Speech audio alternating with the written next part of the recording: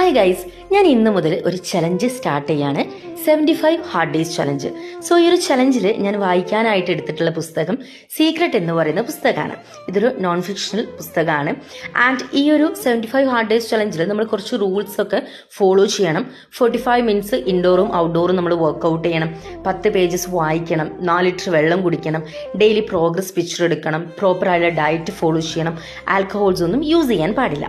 And ഈ ഒരു ചാലഞ്ചിന് എന്നെ സപ്പോർട്ട് ചെയ്തിട്ടുണ്ടായിരുന്നത് മെറ്റയാണ്. കംപ്ലീറ്റ് ഇൻഫോർമേഷൻസ് ഒക്കെ എനിക്ക് പറഞ്ഞു തന്നിട്ട് എൻ്റെ കൂടെ ഉണ്ടായിരുന്നു.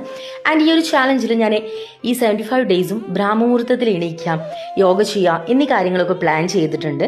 സോ അതുകൊണ്ട് തന്നെ ഇന്ന് ആ ഒരു ടൈമിൽ എണീച്ചു, വിളക്ക് കത്തിച്ചു, മെഡിറ്റേഷൻ ചെയ്തു. അതിനുശേഷം എൻ്റെ യോഗ ക്ലാസ് സ്റ്റാർട്ട് ചെയ്തു. 5 മണി മുതൽ 6 മണി വരെയാണ് എനിക്ക് യോഗ ക്ലാസ്.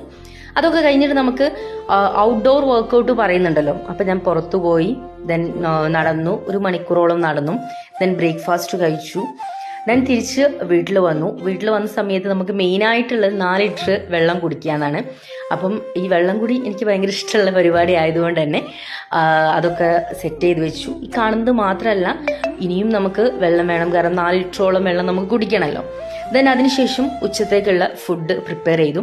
ഇത് കറുത്ത അരി എന്ന് പറയും, തമിഴിൽ കറുപ്പ് കവണി അരസി എന്ന് പറയും.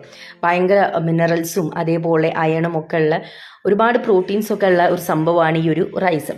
സോ ഇത് വെച്ചൊരു കഞ്ഞി വെച്ചു. അതിൻ്റെ കൂടെ തന്നെ മുരിങ്ങ ഇലേൻ്റെ നമ്മളെന്താ പറയുക, ഉപ്പേരിയൊക്കെ സെറ്റാക്കി വെച്ചു. ദെൻ ഓൾമോസ്റ്റ് 1:30 ആ ഒരു സമയം ആകുമ്പോഴത്തേക്കും എൻ്റെ ലഞ്ചൊക്കെ കഴിഞ്ഞു. അതിൻ്റെ ഒരു ഈറ്റിംഗ് വിൻഡോ ക്ലോസ് ചെയ്തു. ദെൻ അതിനുശേഷം ഞാൻ പുസ്തകം വായിക്കാൻ തുടങ്ങി, 10 പേജ് വായിച്ചു.